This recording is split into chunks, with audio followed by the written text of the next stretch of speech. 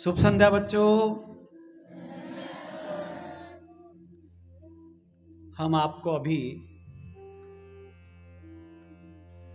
पूरे दिन भर की थकान को समाप्त करने के लिए और अपनी ऊर्जा एकत्रित करने के लिए, अपने बुद्धि और शरीर को शुद्ध करने के लिए, मानसिक स्वास्थ्य को ठीक करने के लिए हम यहाँ एकत्रित हुए हैं। हे ईश्वर, अब बोलना है आप लोग। हे ईश्वर, आपने मुझे खूबसूरत जिंदगी दी है। मैं आपका धन्यवाद ज्ञापित करता हूँ।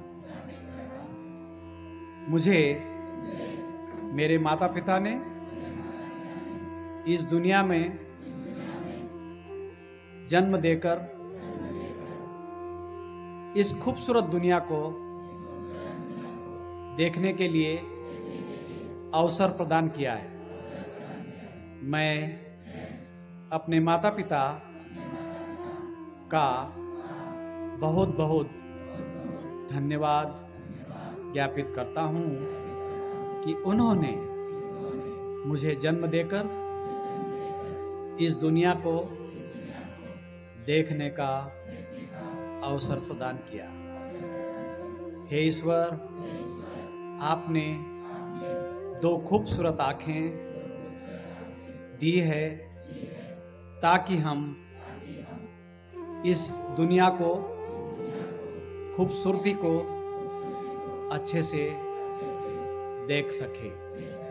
हे ईश्वर, आपने हमें जुबान और यह मुंह दिया है जिससे अच्छी अच्छी बातें करना, गाना, सुनाना, अच्छी बातें बोलना और पॉजिटिव थिंकिंग के साथ व्यवहार करना, ये सिखाने के लिए हमें यह वाणी दी है।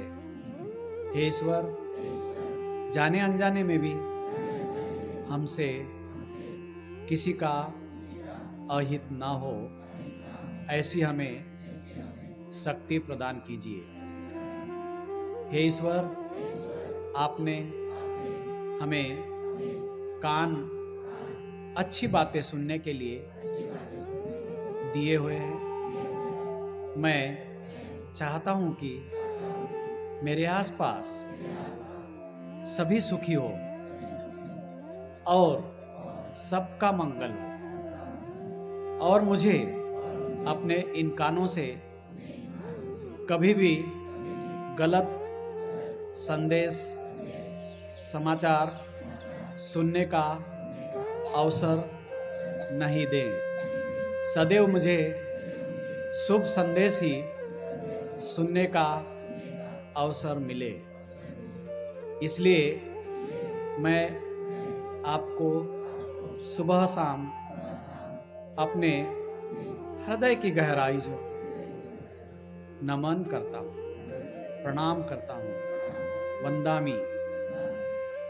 हे ईश्वर, आपने दो पवित्र हाथ दिए हैं कि मैं अपने साथ साथ अपने घर परिवार और अपने गांव, शहर और अपने देश और अपने सदन की, जहां मैं शिक्षा ग्रहण कर रहा हूं, उसकी भी रक्षा कर सकूं और अपने हाथों से उसका कल्याण हो, मेरा भी कल्याण हो, इसके लिए मैं अच्छा कार्य कर सकूं। हे ईश्वर, आपने दो मजबूत कदम दिए हैं। मुझे इतनी शक्ति प्रदान करो कि मैं सदैव सन्मार्ग की ओर आगे बढ़ूं। अगर मुझे जाने अनजाने में गलत रास्ते पर जाने का अगर मेरा कदम बढ़ता है तो मुझे सद्बुद्धि प्रदान करें और अपने कदमों को सन्मार्ग की ओर ले जाने के लिए प्रेरित करें। हे ईश्वर, मुझे स्वस्थ जिंदगी प्रदान करें ताकि मैं अपने परिवार का और अपने देश का आदर के साथ, पूरे सम्मान के साथ सेवा करते हुए अपने आप को समर्पित करूं। हे ईश्वर, मुझे स्वस्थ और सदैव प्रसन्न जिंदगी दीजिए ताकि मैं स्वयं खुश रहकर दूसरों को भी खुश देख सकूं और मेरे आसपास पूरे खुशी का माहौल बना हो। हे ईश्वर, मैं अपने मम्मी पापा को धन्यवाद देता हूं और प्रार्थना करता हूं कि वे भी जहां कहीं भी हो स्वस्थ और प्रसन्न रहें, क्यों और उनकी छत्र छाया मुझ पर बनी रहे, उनका आशीर्वाद मुझ पर बना रहे। हे ईश्वर, मैं जवाहर नवोदय विद्यालय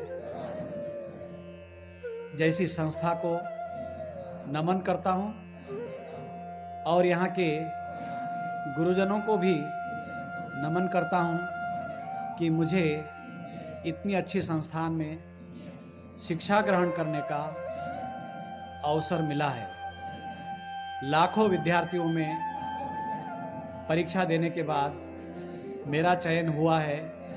मैं अपने आप को बहुत भाग्यशाली मानता हूँ। हे ईश्वर, मुझे इतनी शक्ति प्रदान करो कि मैं अपने कल्याण के साथ सबका कल्याण कर सकूं। हे ईश्वर, इस खूबसूरत दुनिया को देखने की, विश्लेषण करने की मुझे क्षमता प्रदान करो ताकि मैं देश का अच्छा नागरिक बनके और अपने देश का कल्याण कर सकूं। ऐसा ही हो। अपने हाथों को और अपने आंखों के ऊपर रखिए और ईश्वर से प्रार्थना कीजिए। इसमें काइनेटिक एनर्जी है और जब बाउल बना के हम अपनी आंखों पर रखते हैं तो पूरी एनर्जी हमारे बॉडी में संचार करती है, इसलिए ऐसा किया जाता है। अब सभी बच्चे फिर से पद्मासन में बैठ करके, ये त्राटक विद्या कहलाती है, उसकी ओर देखिए। जो लौ मोमबत्ती की जो रोशनी है उसकी रोशनी की ओर देखना है। ईश्वर से यह प्रार्थना करना है कि हे प्रभु, हे ईश्वर, मेरा तन मन, मेरा घर और आंगन सभी सुंदर हो। जिस प्रकार मोमबत्ती जलकर सारे अज्ञान को दूर कर रही है और रोशनी से ज्ञान का प्रकाश दे रही है, उसी तरीके से हमारे हृदय में ज्ञान का दीप जलाकर हमें अच्छे इंसान बनने के लिए प्रेरित करें। मैं आपको इस दुनिया में जन्म देने के लिए बहुत बहुत शुक्रिया अदा करता हूँ। हे ईश्वर, मुझे इन आँखों से सदैव अच्छी चीज़ें देखने का मौका दीजिए। मैं जितना दूसरों की मदद कर सकता हूँ, मुझे मदद करने के लिए, दूसरों के काम आने के लिए प्रेरित करें और मैं ऐसा कर पाऊँ, इसके लिए मुझे स्वस्थ जिंदगी दीजिए। यही मैं आपसे प्रार्थना करता हूँ। अगेन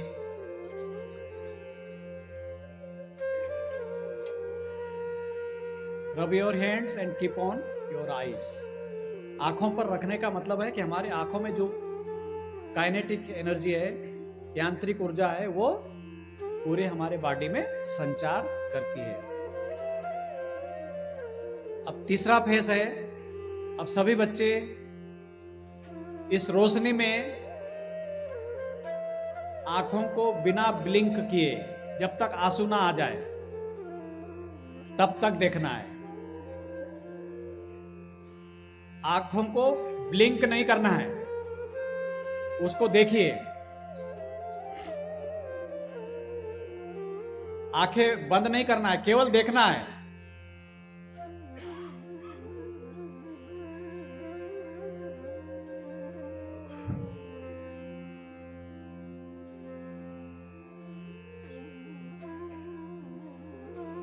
आप उच्चारण नहीं कीजिएगा, मैं बोल रहा हूं। जिस प्रकार मोमबत्ती अपने प्रकाश से अंधकार को मिटा रही है और स्वयं जल करके अपना अस्तित्व कुछ समय बाद समाप्त कर देगी, ठीक उसी प्रकार हमारा जीवन भी,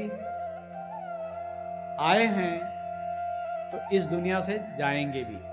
जो आया है वो जाएगा भी। आने का समय मम्मी पापा के हाथ में था, पर जाने का समय किसी के भी हाथ में नहीं। ना आपके साथ कोई जाएगा, ना आप कोई मदद करेगा। मैं अकेला हूं, मुझे अपने काम खुद को करने हैं। जिस प्रकार यह मोमबत्ती जल करके अपने आसपास के सारे अंधकार को मिटा देती है और दूसरों को प्रकाश देती है, उसी तरीके से हमारे मन में भी सारे बेकार के विकार, नकारात्मक ऊर्जा, नकारात्मक विचारों को दूर कीजिए और हमें इतनी शक्ति दीजिए कि हम सबके लिए पॉजिटिव कार्य कर सकें। इससे हमको प्रेरणा मिलती है कि मोमबत्ती जल करके दूसरों को प्रकाशित करती है और सारे अंधकार को मिटाती है। उसी तरीके से हमारा तन, मन, धन और हमारा मानसिक विकास इतने अच्छे तरीके से हो कि हमारे बोलने में मधुरता झलके, खड़े होने में सुंदरता झलके, हमारे विचारों में पवित्रता हो, हमारी वाणी में पवित्रता हो, और जब कभी हमें दूसरों की मदद करने का मौका मिले तो हमें इतनी ऊर्जा दीजिए, इतनी शक्ति दीजिए कि हम अपने साथ साथ दूसरों के भी काम आ सके, दूसरों की मदद कर सके। नवोदय विद्यालय में यही बात सिखाई जाती है और इससे ही प्रेरणा मिलती है। सभी जूनियर्स अपने सीनियर्स का रिस्पेक्ट करते हैं और सभी सीनियर्स अपने जूनियर्स को प्रेरित करते हैं, मोटिवेट करते हैं, अच्छी बातें सिखाते हैं। इस प्रकार जीवन का क्रम नवोदय विद्यालय में प्रवेश और निर्गम, come to learn and go to serve. 6वीं में आते हो, 7 साल की शिक्षा पूरी करने के बाद 12वीं में 7 साल की शिक्षा पूरी करने के बाद यहाँ से चले जाते हो। तो इस तरीके से आप देखेंगे कि ये गुरुकुल शिक्षा में आपके प्राचार्य, आपकी नर्स मैडम, आपके हाउस मिस्ट्रेस, आपके हाउस मास्टर्स, आपके जो MTS है, पानी पिलाने वाले हैं, खाना बनाने वाले हैं, सबका योगदान कम नहीं सोचा जा सकता। सभी, अगर घंटी बजाने वाले समय से घंटी ना बजाए तो आपका पूरा शेड्यूल बिगड़ जाता है। इसलिए हम सभी के कार्यों का कमतर मूल्यांकन नहीं कर सकते। आप कह नहीं सकते कि हमारे लिए शिक्षक ही, प्राचार्य ही, हाउस मास्टर ही इंपॉर्टेंट है। Everybody is important. They are playing their vital role to strengthen, to run this institute, this holy institute. इस विद्या के मंदिर को संचालन करने के लिए सबका बहुत बड़ा योगदान होता है।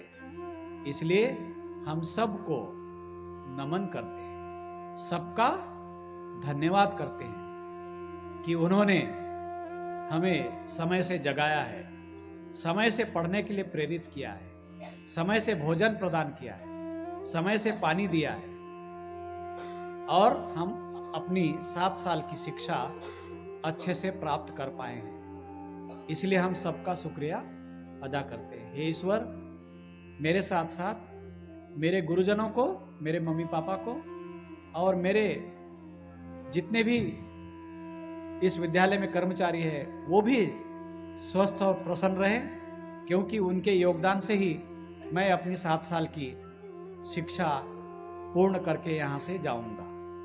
इसलिए मैं उनके भी स्वास्थ्य की मंगल कामना करता हूँ। हे ईश्वर, मुझे इतनी शक्ति प्रदान करो कि मैं भी स्वस्थ रहूं और मेरे आसपास भी सारे लोग स्वस्थ और प्रसन्न रहे। इस प्रकार पूरा परिवार, पूरा ब्रह्मांड एक समय में स्वस्थ और प्रसन्न रहे, यही कामना करता हूं और आपका धन्यवाद ज्ञापित करता हूं। अपने हाथों को रख कीजिए और अपने आंखों पर रखिए।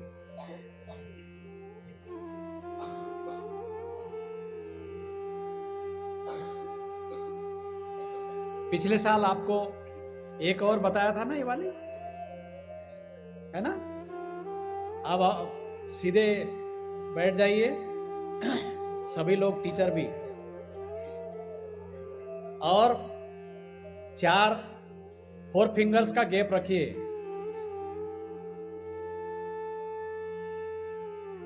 Raise your right hand finger. सीधे रीढ़ की हड्डी, स्पाइनल कार्ड जो है सीधा होना चाहिए, और मेरे तरफ देखो, इसके पैरेलल देखो, ना ऊपर देखना है ना नीचे देखना है।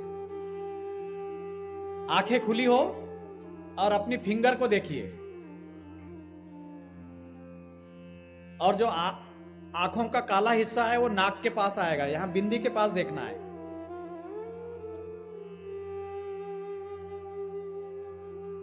पूरे दाएं बाएं जो है आपका कोई मीटर नहीं घूमना चाहिए, सारी थकान दूर हो जाएगी। हे ईश्वर, मुझे स्वस्थ और प्रसन्न रखिए और मुझे दूरदृष्टि प्रदान कीजिए। मेरे मन और मस्तिष्क को शांत कीजिए, शार्प कीजिए, बुद्धि को का अच्छे तरीके से विकास कीजिए, ताकि मैं अपने लक्ष्य को अच्छे से प्राप्त कर सकूं। मैं पुनः ईश्वर का, अपने गुरुजनों का, अपने माता पिता का धन्यवाद ज्ञापित करता हूं कि मुझे इतनी गौरवमयी संस्था में पढ़ने का, इस गुरुकुल शिक्षा संस्थान में शिक्षा प्राप्त करने का अवसर मिला है। ईश्वर, मुझे दिव्य दृष्टि प्रदान कीजिए, ताकि मैं आने वाले दुखों को पहले से ही पता लगा सकूं। मुझे खूबसूरत जिंदगी को, दुनिया को देखने का अवसर दिया है। मैं सदैव अच्छी चीजें ही देखते रहूं, अच्छी बातें सुनते रहूं, अच्छी बातें बोलते रहूं, ऐसा मुझे अवसर दे। मैं पुनः ईश्वर का, अपने गुरुजनों का, अपने माता पिता का आभार और धन्यवाद ज्ञापित करता हूँ। आमीन।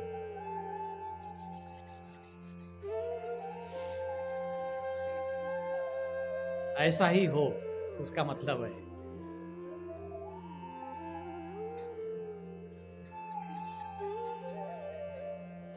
अब यहां पर किसी को कोई एंजाइटी है? 5 मिनट डेली आप अपने बेड पर जब सुबह उठ के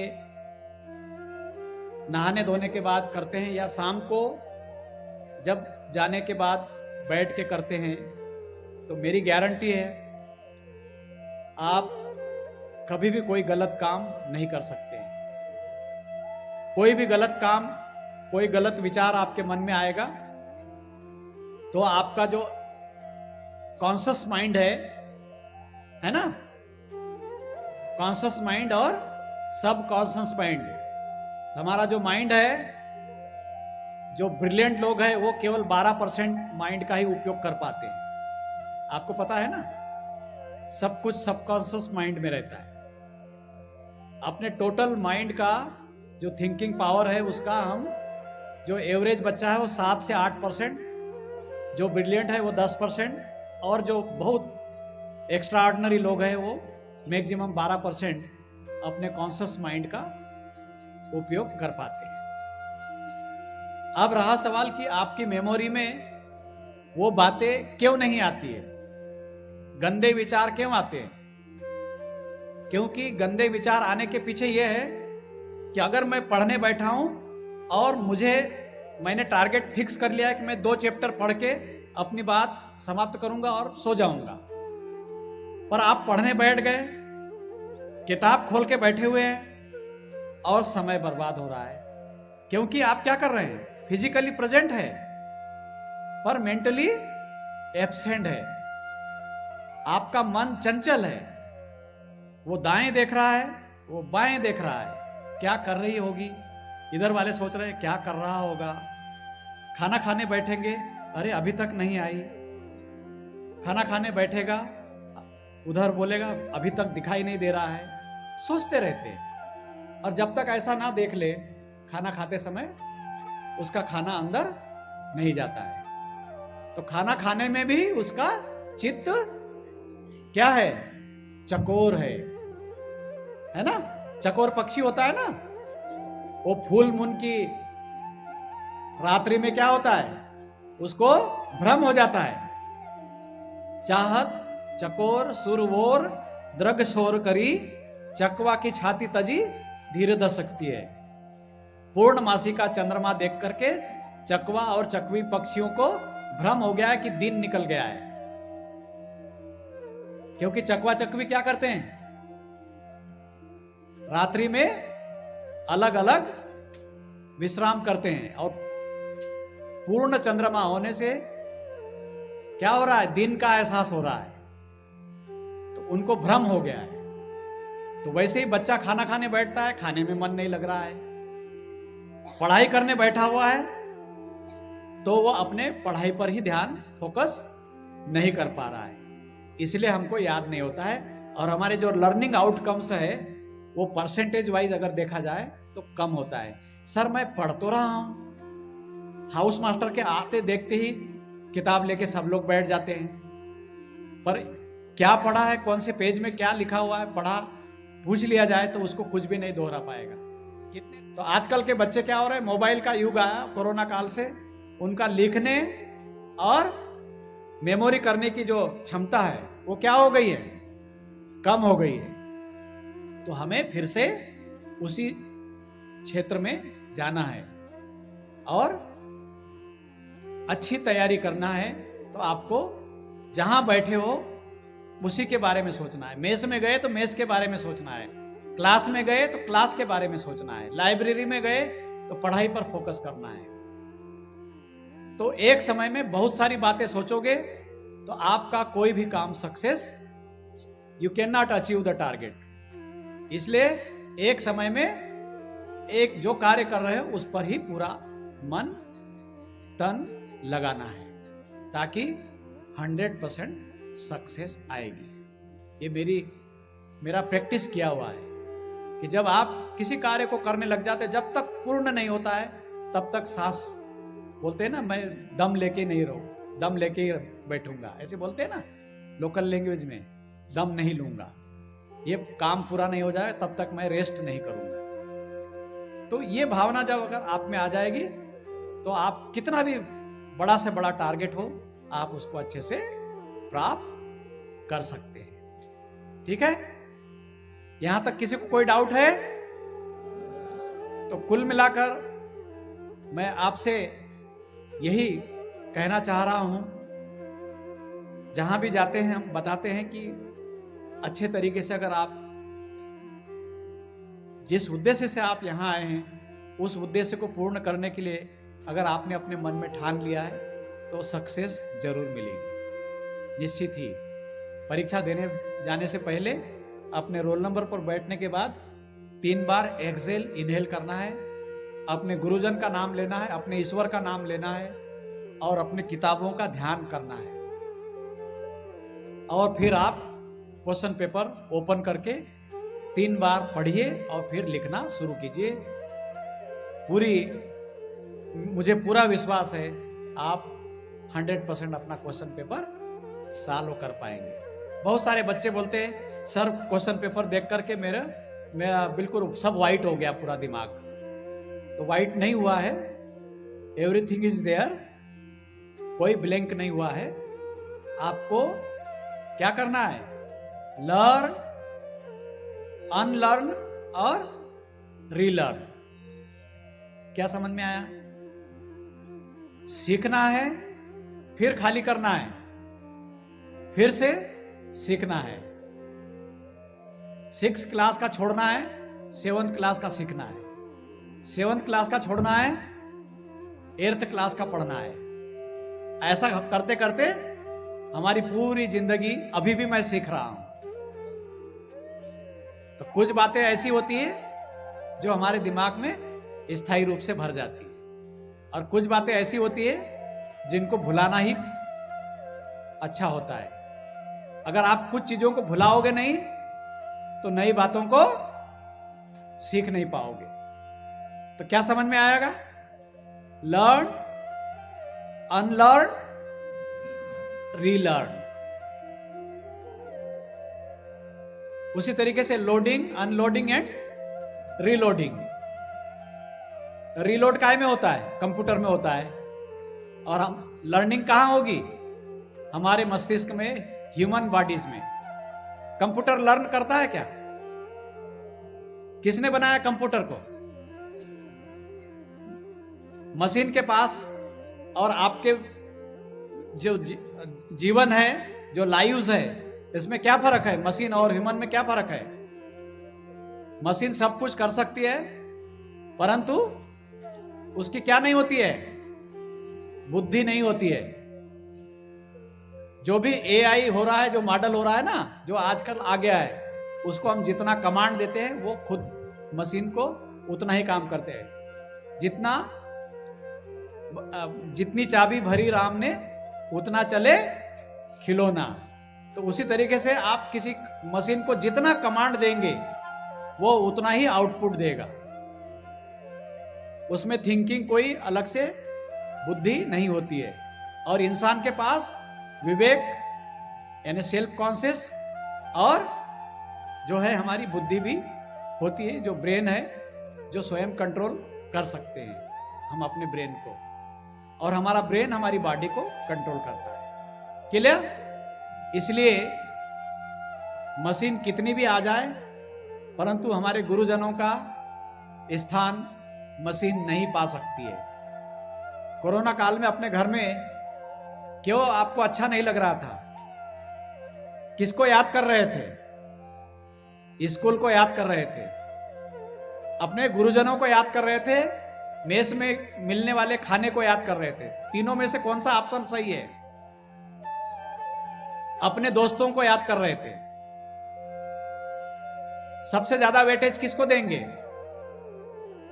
अपने दोस्तों को, उसके बाद गुरुजनों को, क्योंकि पीयर लर्निंग, जब तक अपने फ्रेंड्स लोगों के साथ, अपने पीयर, अपने एज ग्रुप के बच्चों के साथ नहीं बैठोगे तब तक विचारों का आदान प्रदान नहीं होता। इसलिए बच्चे अपने घर से मोबाइल पर कितना भी वीडियो पढ़ा दे रहे थे, बच्चों को स्कूल की बार बार याद आ रही थी।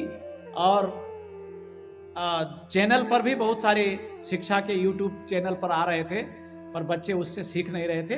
वो बोल रहे नहीं सर, हमको इससे समझ में नहीं आ रहा, हमारे टीचर ही अच्छा पढ़ाते हैं। क्लियर हो गया?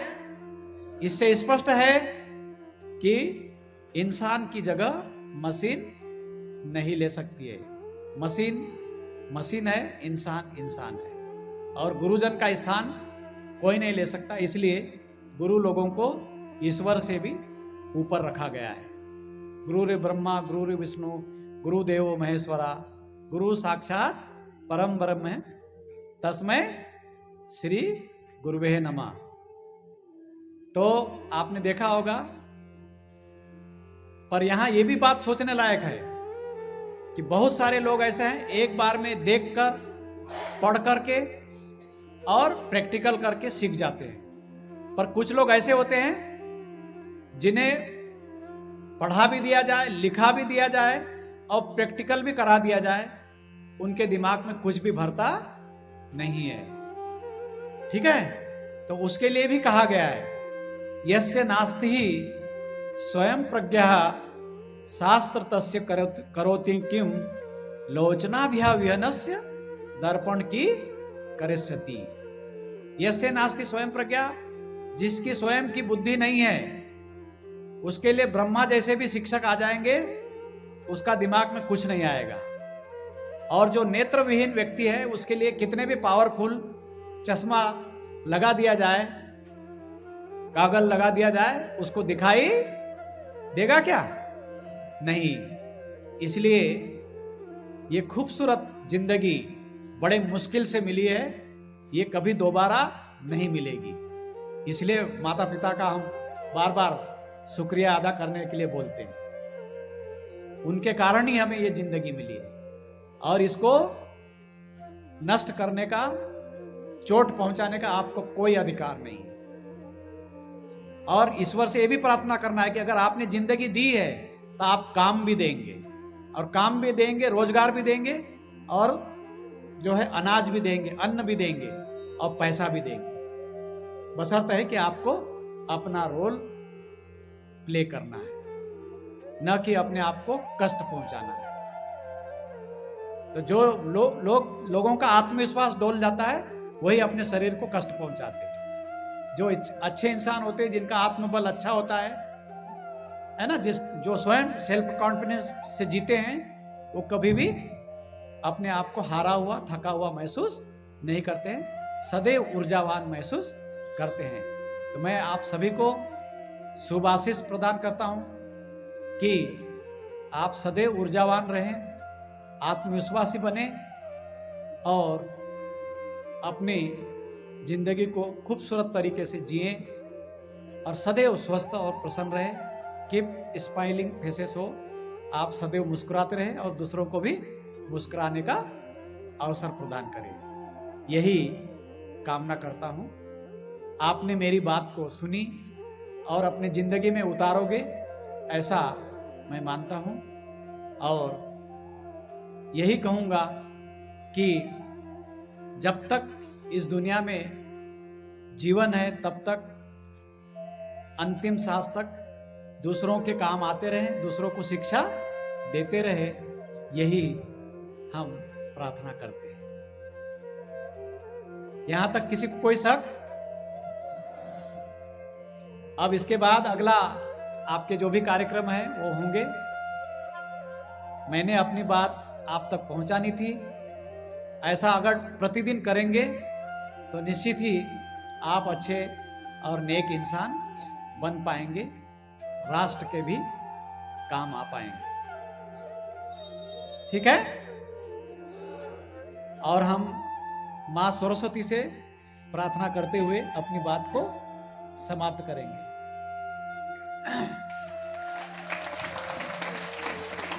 बहुत धन्यवाद। तो अभी आप सुन रहे थे एक विशिष्ट योगा सेशन जो कि स्वयं एनबीएस और रोशिलांग से आए हुए डिब्रूगढ़ क्लस्टर के assistant commissioner Shri PD. Ramteke sir आप सभी का मार्गदर्शन कर रहे थे और हम अपेक्षा करते हैं कि ये सारी बातें आप आत्मसात करे होंगे और ये आने वाले जीवन में आपको सफलता की ओर ले जाएंगी, अज्ञानता से ज्ञान की ओर ले जाएंगी और आप अपने जीवन में बुलंदियों पर पहुंचने में सफल होंगे। और इसी के साथ हम सर का बहुत बहुत आभार ज्ञापन करते हैं कि सर ने अपना कीमती समय निकाला और हम टीचर्स के साथ साथ सभी बच्चों का बहुत ही अच्छी तरीके से मार्गदर्शन किया और ये बहुत सारी ज्ञानवर्धक बातें हमको आज जानने को मिली। एक बार फिर से जोरदार तालियां सर के लिए और हम सर से अब विदा लेंगे।